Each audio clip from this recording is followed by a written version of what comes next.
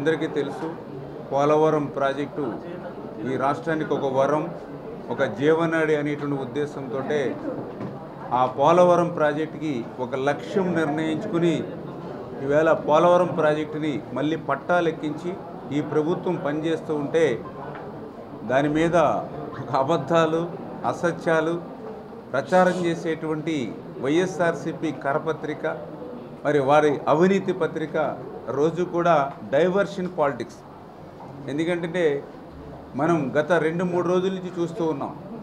ఎవరైతే రాష్ట్రానికి గూడు నీడ లేనిటువంటి, రాష్ట్రానికి విలువైనటువంటి భూములు ఇచ్చినటువంటి రైతులను, మహిళలను ఉద్దేశించి మరి వాళ్ళ అవినీతి పత్రిక, అవినీతి ఛానల్లో ఇది దేవతల రాజధాని కాదు, వేశ్యల రాజధాని అని చెప్పి ఏ రకంగా అయితే ఆంధ్రప్రదేశ్ రాష్ట్ర మహిళల మనోభావాలను దెబ్బతీసి వాళ్ళ వ్యక్తిత్వాన్ని ఏదైతే దెబ్బతీశారో దాని పర్యవేక్షణం, మహిళల ఆగ్రహవేశాలు ఏవైతే ఈవేళ రాష్ట్రం మీద ఉన్నాయో దాని నుంచి దృష్టి మరల్చడం కోసం మరి నిన్నన మొన్నన పోలవరం ప్రాజెక్టు మీద అవాస్తవాలు, అబద్ధాలు, అసత్యాలు చొప్పించి డైవర్ట్ చేయాలనేటువంటి పరిస్థితిలో వాళ్ళ ఛానల్, వాళ్ళ పత్రిక ఉన్నటువంటి పరిస్థితి మనం అందరం కూడా చూసాం.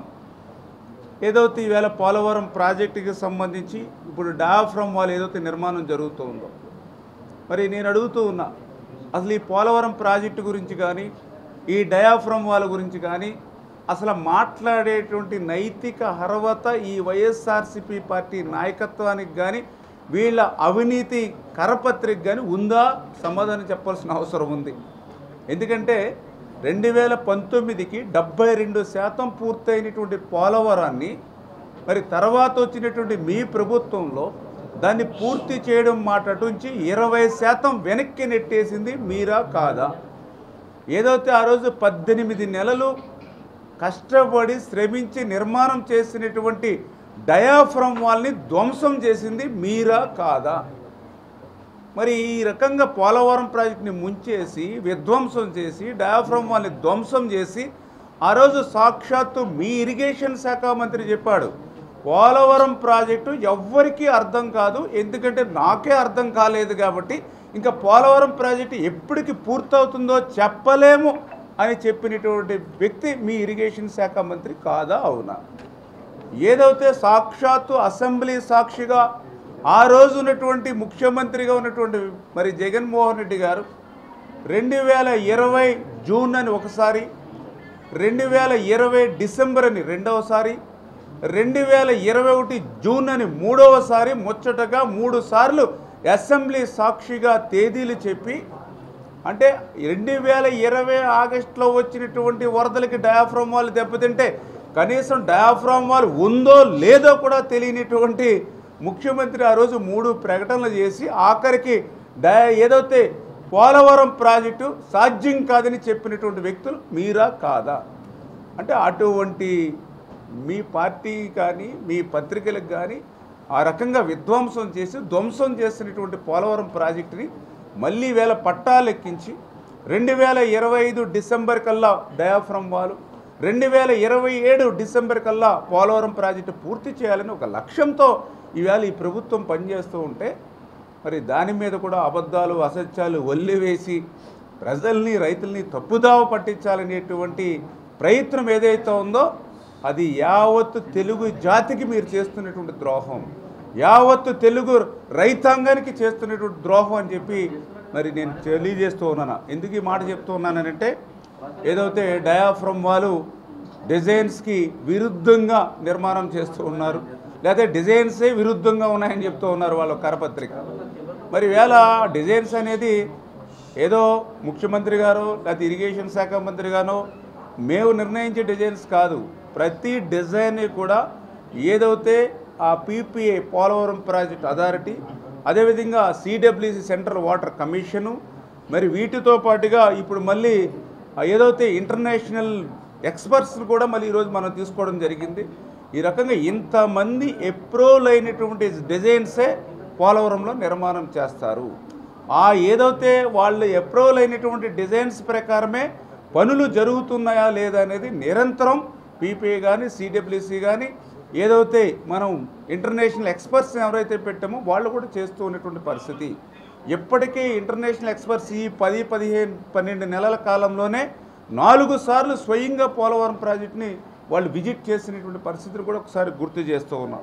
మరి ఈరోజు ఏదైతే వాళ్ళ కరపత్రిక అవినీతి పత్రిక నిన్న ఈరోజు చెప్తూ ఉన్నారు, ఏదైతే ఆ డయాఫ్రమ్ వాళ్ళకి సంబంధించి ఏదైతే 1.5 మీటర్స్ మందం ఉంటే అది 0.9 మీటర్స్ చేస్తూ ఉన్నారు. ఇది ప్రమాదం, భద్రత అని చెప్పి వాళ్ళు అసత్యాల అబద్ధాలు ఏదైతే చెప్తూ ఉన్నారో, మరి ఏదైతే ఈరోజు చాలా క్లియర్గా ఆ పోలవరం డయాఫ్రమ్ వాళ్ళకి సంబంధించి మరి ఏదైతే ప్యానెల్స్, ఆ ప్యానెల్స్ ఒకటి 2 మీటర్స్ ప్యానెల్ ఉంటుంది, ఒకటి 2.8 మీటర్స్ ప్యానెల్ ఉంటుంది, ఒకటి 7 మీటర్స్ ప్యానెల్ ఉంటుంది. అంటే ఆ రకంగా అక్కడక్కడ లోతును బట్టి అంటే 100 మీటర్స్ వెళ్ళే చోట 2.8 మీటర్స్ ప్యానెల్ పోతూ ఉంది. అదేవిధంగా ఒక 30-40 మీటర్స్ లోతు తక్కువ ఉన్న కాడ 7 మీటర్స్ ప్యానెల్ వేస్తారు.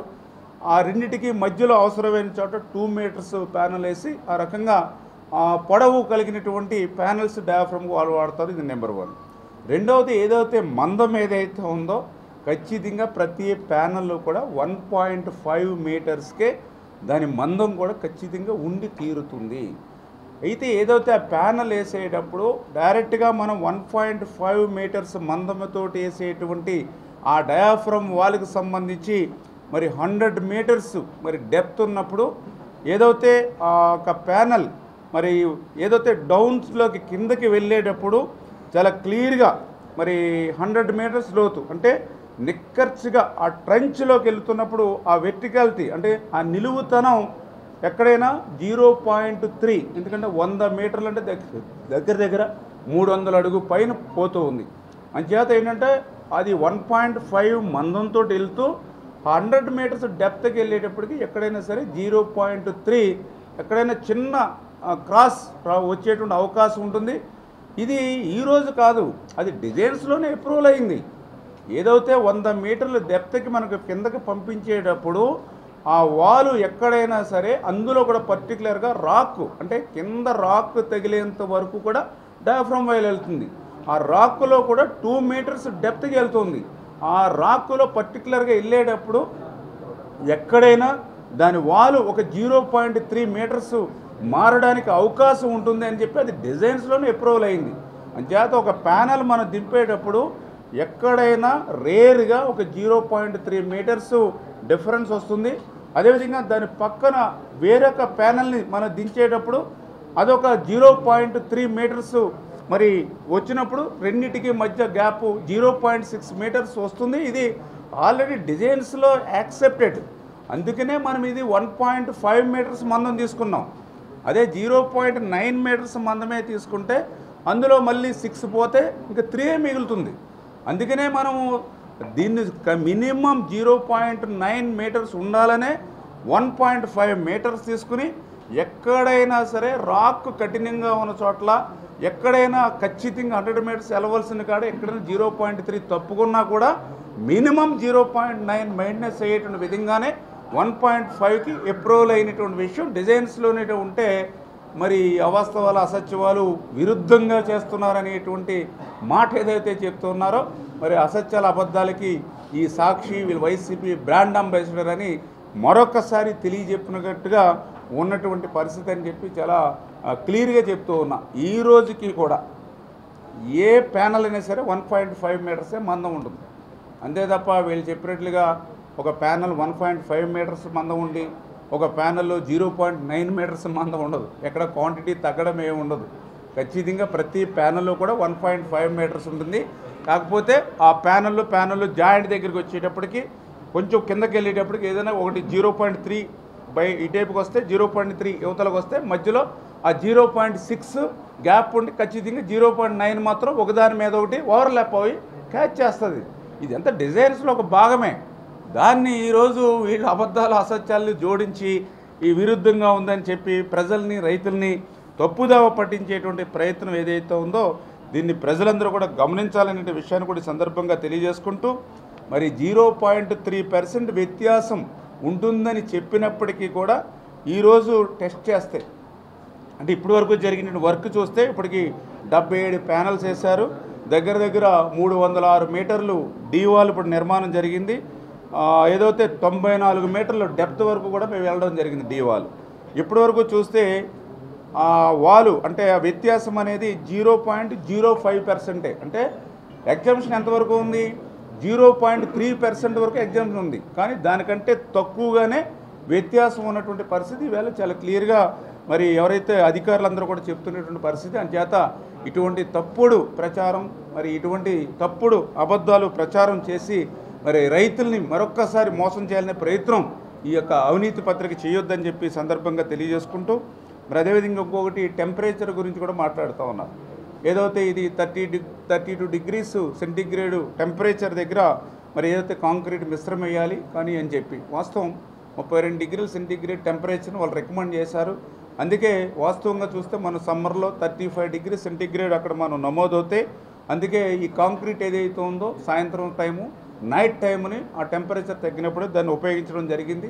అదేవిధంగా ఏదైతే మెటల్ ఏదైతే ఉందో, శాండ్ ఏదైతే ఉందో దానికి కూడా షెడ్లో పెట్టి ఆ మెటీరియల్ వాడే ముందు ఆ షెడ్లో పెట్టి మళ్ళీ దానికి ఆ నీళ్లు కూడా చల్లి దాని టెంపరేచర్ని కూడా తగ్గించి ఆ జాగ్రత్తలన్నీ తీసుకుంటూనే మనం దాన్ని ఉపయోగిస్తూ ఉన్నాం. దానికి ఉదాహరణ మేము చెప్పడం కాదు, సాక్షాత్తు ఐఐటి తిరుపతి ప్రొఫెసర్లు ఎవరైతే ఉన్నారో వాళ్ళు టెస్ట్ చేసి ఏదైతే ఆ 35 డిగ్రీస్ అంటే 32 డిగ్రీస్ సెంటిగ్రేడ్ వీళ్ళు చేస్తూ ఉన్నారు, 35 చేసినా కూడా ఏ విధమైనటువంటి ప్రతికూల పరిస్థితులు ఉండవు అని చెప్పి చాలా క్లియర్గా ఐఐటి హైడ్రా ఏదైతే తిరుపతి వాళ్ళు కూడా మరి క్లియర్గా వాళ్ళు కూడా ఇన్స్పెక్షన్ చేసి చెప్పినటువంటి పరిస్థితి ఉందని చెప్పి కూడా మీ ద్వారా ఈ సందర్భంగా తెలియజేస్తూ ఉన్నాం.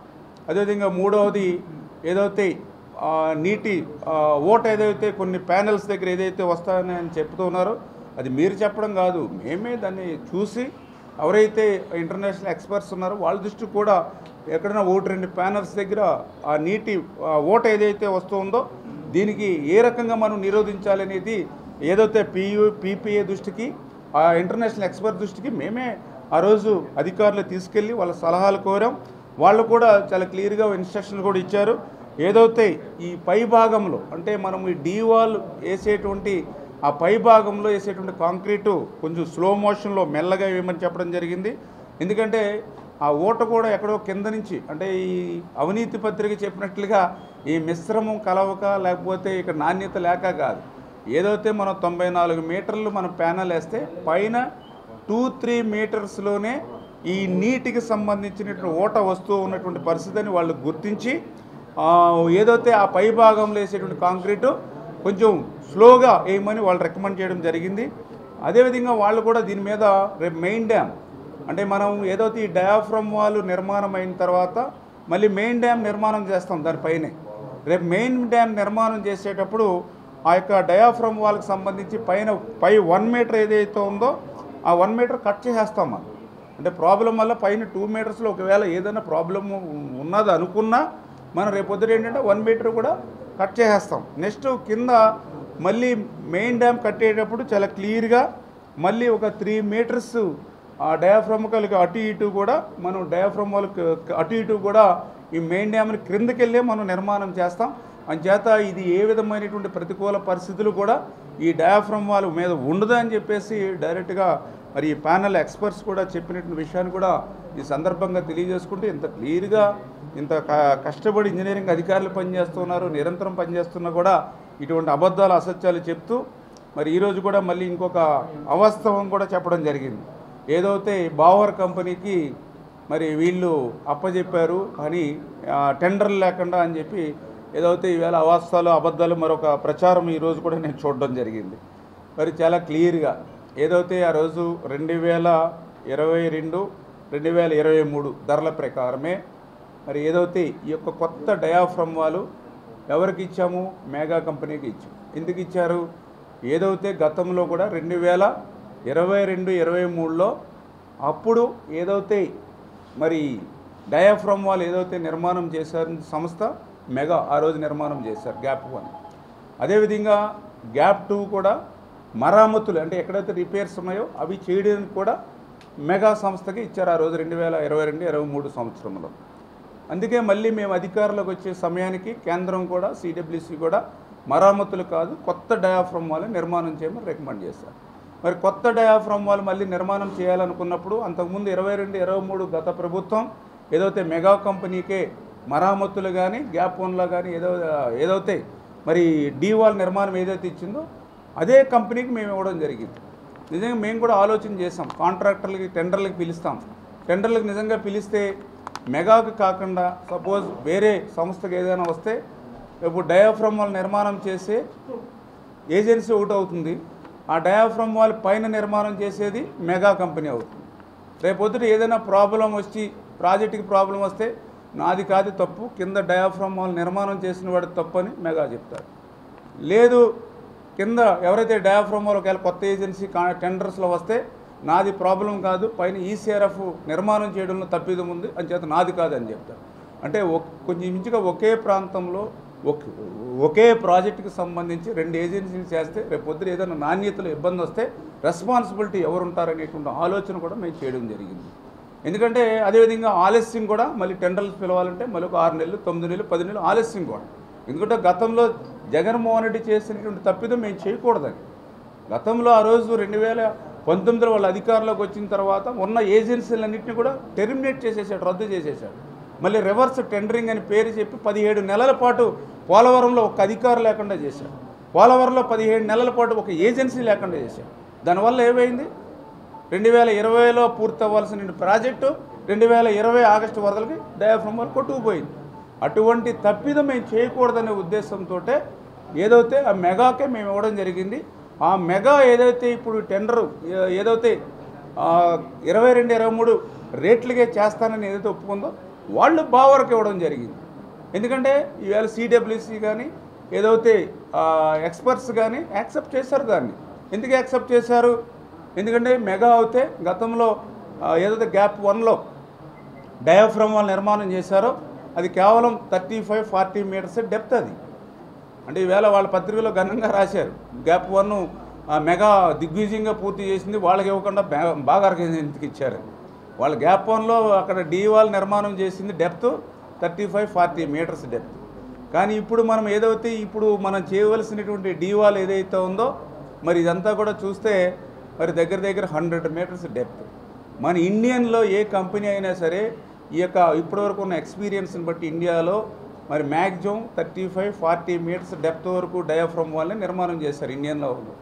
ఒక్క వరల్డ్లో 100 మీటర్స్ డెప్త్కి వెళ్ళేటువంటి మిషనరీ కానీ ఆ సామర్థ్యం కానీ ఒక్క బావర్ జర్మనీ కంపెనీగా ఉంది. అంచేది ఈవేళ సిడబ్ల్యూసి కానీ ఈవేళ ఏదైతే ఎక్స్పర్ట్స్ కమిటీ కానీ ఆ మెగాకి ఇచ్చినా కూడా మెగా ద్వారా ఏదైతే బావర్కి చేస్తూ ఉన్నారో అది ఇంకా స్ట్రెంగ్త్ ఉంటుంది.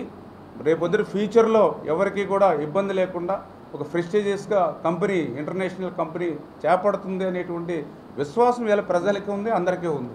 మరి ఈ రకంగా ఇంత మేలుకు చేకూర్చి అంటే పోలవరం ప్రాజెక్టు ఈ రాష్ట్రానికి ఒక జీవనాడి, ఒక వరం, భవిష్యత్తులో కరువు రహిత రాష్ట్రంగా మార్చేటువంటి ప్రాజెక్ట్ అని చెప్పి ఇంత శ్రద్ధ తీసుకుని ప్రతి విషయాన్ని కూడా 100 సార్లు ఈ ముఖ్యమంత్రి గారి ఆలోచన చేయడం కానీ మా ఇంజనీరింగ్ కానీ సిడబ్ల్యూసి కానీ పీపీఏ కానీ ఎక్స్పర్ట్స్ కమిటీ కానీ ఇంత ఆలోచన చేసి ప్రతి విషయాన్ని క్షుణ్ణంగా పరిశీలించి వీళ్ళ పనిచేస్తూ ఉంటే ఈవేళ ఈ వైసీపీ నాయకులకి ఈ యొక్క వైసీపీ పెద్దలకి అక్కసు. ఎందుకంటే పూర్తవుదన్న ప్రాజెక్టు పూర్తవుతుంది, ఎప్పుడవుతుందో చెప్పలేమన్నటువంటి ప్రాజెక్టుకి వీళ్ళు తేదీలతో సహా చెప్పి పూర్తి చేస్తామంటూ ఉన్నారు. ఈ పోలవరం ప్రాజెక్టు ఎప్పటికీ పూర్తి కాదనంటే వీళ్ళు 27కే పూర్తి చేస్తామంటూ ఉన్నారు. చెప్పడం కాదు, దానికి అనుగుణంగా లక్ష్యం పెట్టుకున్నారు. ఏదైతే దాని లక్ష్యానికి అనుగుణంగా డయాఫ్రమ్ వాల్ పనులు ప్రారంభమైపోయాయి. ఇవాళ 3 కట్టర్లు వచ్చి పనిచేస్తూ ఉన్నాయి. వర్షాకాలంలో కూడా పనిచేయడానికి వీలుగా ఏదైతే అప్పర్ కాపర్ డ్యామ్కి మళ్ళీ బట్రస్ డ్యామ్ని పెట్టి ఆ బట్రస్ డ్యామ్ కూడా 100% పూర్తి చేసేసారు. అంటే రేపొద్దున వర్షాకాలంలో కూడా పనులు చేసేటువంటి సౌకర్యం వీళ్ళు కల్పించుకున్నారు. మరి అదేవిధంగా డయాఫ్రమ్ వాల్ పూర్తయ్యేంత వరకు వేచి చూడకుండా ఆ డయాఫ్రమ్ వాల్కి ప్యారలల్గా మళ్ళీ ఈసీఆర్ఎఫ్ డ్యామ్ పనులు కూడా మొదలు పెట్టాలనేటువంటి ఆలోచనతో గ్యాప్ 1కి సంబంధించి డిజైన్స్ అప్రూవల్ చేసుకుని ఇప్పుడు గ్యాప్ 1లో ఈసీఆర్ఎఫ్ డ్యామ్ పనులు అప్పుడే మొదలు పెట్టేస్తూ ఉన్నారు. ఇట్లా ఇంత చకచక పనులు ఇట్లా జరిగిపోతే మరి ఆ రోజు ఎప్పటికీ పూర్తి కాదన్నటువంటి ప్రాజెక్టు 27కి పూర్తి అయిపోతే మా పరిస్థితి ఏంటని చెప్పి వైసీపీ నాయకులు మరి ఇటువంటి అవాస్తవాలు అసత్యాలు చెప్పి ప్రజలని తప్పుదోవ పట్టించాలనేటువంటి ప్రయత్నం చేస్తూ ఉన్నారు. ఇది మంచి పని కాదు. అందులో కూడా పర్టికులర్గా ఏదైతే మీడియా, ఎందుకంటే మీడియా అంటే ఇవాళ ఒక ఫోర్త్ ఎస్టేట్ ఇవాళ ప్రజాస్వామ్యంలో అటువంటి మీడియా ముసుగు పెట్టుకుని కరపత్రిక మాదిరిగా ఈవేళ సాక్షి అటువంటి అవినీతి కథనాలు అసత్య కథనాలు రాయడం సరైనది కాదు. ఓకే, ఎస్, ఏదైనా ఉంటే అక్కడ జరుగుతున్నటువంటి విషయాలను మా దృష్టికి తీసుకురండి. ఖచ్చితంగా మేము ఒక ప్రతిపక్షంగా కానీ లేదంటే ఒక మీడియా కానీ గౌరవించుకుని వాస్తవాలు ఏమన్నా ఉంటే పరిశీలన చేస్తాము. ఒకవేళ మేము ఇంకా బెటర్గా ఇంకా చేయాలని కూడా ఆలోచన చేస్తాం 100%. ఎందుకంటే ఇది పోలవరం ప్రాజెక్ట్ అంటే ఏ ఒక్కరి సొత్తు కాదు, ఇది ఆంధ్రప్రదేశ్ రాష్ట్ర ప్రజల సొత్తు. అందుకని ఖచ్చితంగా 24 గంటలు దాని నాణ్యత మీద భద్రత మీద దృష్టి పెట్టే పని చేస్తాం. అంచేత ఏదైతే ఈ ప్రాజెక్టు పూర్తవుతుందనేటువంటి అక్కసుతోటే ఇటువంటి అసత్యాలు అబద్ధాలు చెప్పి మరి యొక్క పబ్బం గడుపుకోలేని ఆలోచనతోటే ఈ వైఎస్ఆర్సీపీ పార్టీ పనిచేస్తుందని చెప్పి మీ ద్వారా తెలియజేస్తూ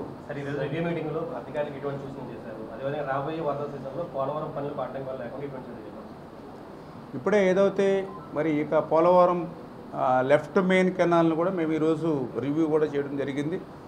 ఇవాళ నేను అదే చెప్పా, అలా పోలవరం గురించి మాట్లాడేట అర్హత వైసీపీ లేదని చెప్పింది అదే. ఎందుకంటే ఈ పోలవరం లెఫ్ట్ మెయిన్ కెనాల్ ఉంది. మీరు కూడా ఈ ప్రాంతవాసులే, మీరు అందరూ రాజమండ్రి, ఈస్ట్ గోదావరి, మీ అందరికీ తెలుసు. 2019లో మీరు అధికారం వచ్చారు, 2024 5 సంవత్సరాలు ఉన్నారు. ఉత్తరాంధ్ర మీద నాకు అచంచలమైన ప్రేమ ఉంది. నేను రేపొద్దున విశాఖపట్నంలోనే ఇల్లు పెట్టుకుని అక్కడి నుంచే పరిపాలన చేస్తానని అక్కడ ఋషికొండని బోడిగుండు చేసి పెద్ద ప్యాలెస్ కట్టుకుని ఏదో విశాఖ మీద ప్రేమ ఉన్నట్లుగా అది ఒక రాజధానిగా ఒక ఇటుకు ముక్క పెట్టకపోయినా ప్రకటించి మోసం చేద్దామని చూసి నేను అడుగుతూ ఉన్నా. మరి అటువంటి విశాఖపట్నానికి స్టీల్ ప్లాంట్కి నీరు ఇవ్వాలన్నా, విశాఖపట్నం ఇండస్ట్రీస్కి రేపు భవిష్యత్తులో నీరు ఇవ్వాలన్నా, విశాఖ ప్రజలకు త్రాగునీరు ఇవ్వాలన్నా, శ్రీకాకుళం విజయనగరం జిల్లాలకు కూడా ఉత్తరాంధ్ర సుజల స్రవంతికి నీరు ఇవ్వాలన్నా ఎక్కడి నుంచి పోవాలి? పోలవరం నుంచి గోదావరి వరద జలాలు పోవాలి.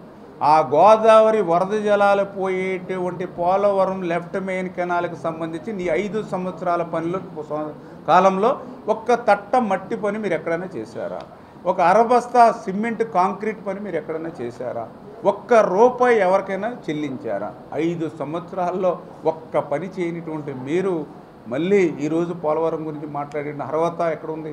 మళ్ళీ ఈరోజు మన ప్రభుత్వం వచ్చింది, ఆర్థికంగా ఇబ్బందులు ఉన్నాయి, అయినా సరే 1200 కోట్ల రూపాయలతోటి Polavaram left main canal tenders పిలవడే కాదు, ఏజెన్సీలు ఫిక్స్ చేయడమే కాదు, ప్రతి వారము 15 రోజులకు ఒకసారి రివ్యూలు చేసుకుంటూ క్షేత్రంలో పర్యటిస్తూ ఇవాళ చంద్రబాబు నాయుడు గారు కూడా సెక్రటేరియట్లో ఆయన రివ్యూలు చేస్తూ మరి ఏది ఏమైనప్పుడు కూడా ఖచ్చితంగా మేము అధికారంలోకి వచ్చినటువంటి మొదటి సంవత్సరంలోనే సీజన్లోనే ఉత్తరాంధ్రకు నీళ్లు తీసుకెళ్లాలనే సంకల్పంతో ఈరోజు మేము పనిచేస్తూ ఉన్నాం. మరి 5 సంవత్సరాల ఉత్తరాంధ్రమేకి నీళ్లు తీసుకెళ్లాలనే ఆలోచన నీకు రానిటువంటి వ్యక్తివి పోలవరం గురించి మాట్లాడేటువంటి అర్హత ఎక్కడుందని చెప్పి మీ ద్వారా అడుగుతున్నానని చెప్పి తెలియజేస్తున్నాను. ఖచ్చితంగా ఈరోజు అధికారులకు కూడా అదేవిధంగా ఏజెన్సీలకు కూడా చాలా క్లియర్గా చెప్పడం జరిగింది. ఏదైతే పోలవరం ప్రాజెక్ట్ ఒక లక్ష్యం పెట్టుకున్నాం, పోలవరం లెఫ్ట్ మెయిన్ కెనాల్ ఒక లక్ష్యం పెట్టుకున్నాం, ఏదైతే హంద్రీనేవా రాయలసీమకు సంబంధించి అది పూర్తి చేయడానికి ఒక లక్ష్యం పెట్టుకున్నాం, అత్యంత వెనకబడిన ప్రకాశం జిల్లా వెలిగొండ పూర్తి చేయడానికి ఒక లక్ష్యం పెట్టుకున్నాం. ఏదైతే ప్రతి ప్రాజెక్టు పూర్తి చేయడానికి లక్ష్యం నిర్దేశించుకుని పనిచేస్తున్నామో ఆ లక్ష్యానికి అనుగుణంగా ఏజెన్సీలు పనిచేయాలి, ఆ లక్ష్యానికి అనుగుణంగా అధికారులు పనిచేయాలి. ఎక్కడైనా లక్ష్యాన్ని అందుకోవడంలో ఒక వారం 15 రోజులు ఆలస్యమైతే, ఒక నెలలో ఏదైనా ప్రకృతి సహకరించక వర్షాలు ఇతర ఇబ్బంది వచ్చి పనులు ముందుకు సాగకపోతే నెక్స్ట్ వీక్ లేదా నెక్స్ట్ మంత్ ఆ యొక్క ఏదైతే బ్యాలెన్స్ ఏవైతే ఉందో వాటిని క్లియర్ చేసుకునే బాధ్యత అధికారులది, అదేవిధంగా ఏజెన్సీలదని స్పష్టంగా చెప్పడం జరిగింది. ఆ లక్ష్యానికి అనుగుణంగా మీరు పనిచేస్తే మీ అందరికీ కూడా అవార్డులు ఇస్తారు. అట్లా పని చేయలేకపోతే రేపొద్దుట అదే రీతిలో ఎవరైతే అధికారులు ఉన్నారో ఏజెన్సీలు ఉన్నారో వాళ్ళు కూడా ఇబ్బంది పడేటువంటి పరిస్థితి ఉంటుంది. ఎందుకంటే ఈ ప్రభుత్వం బాధ్యతాయుతమైనటువంటి ప్రభుత్వం, పనిచేసేటువంటి ప్రభుత్వం, మంచి ప్రభుత్వం, రైతు ప్రభుత్వం. అంచేత రైతు మేలు కోసం ఏ రకంగా అయినా సరే ఈ ప్రభుత్వం పనిచేయడానికి సిద్ధంగా ఉంటుందని అధికారులకు కానీ ఏజెన్సీలకు కానీ చెప్పడం కూడా జరిగింది. ఇండియా పాకిస్తాన్ ఉద్రిక్తతలపై లేటెస్ట్ అప్డేట్స్ కోసం డౌన్లోడ్ చేసుకోండి RTV లైవ్ యాప్.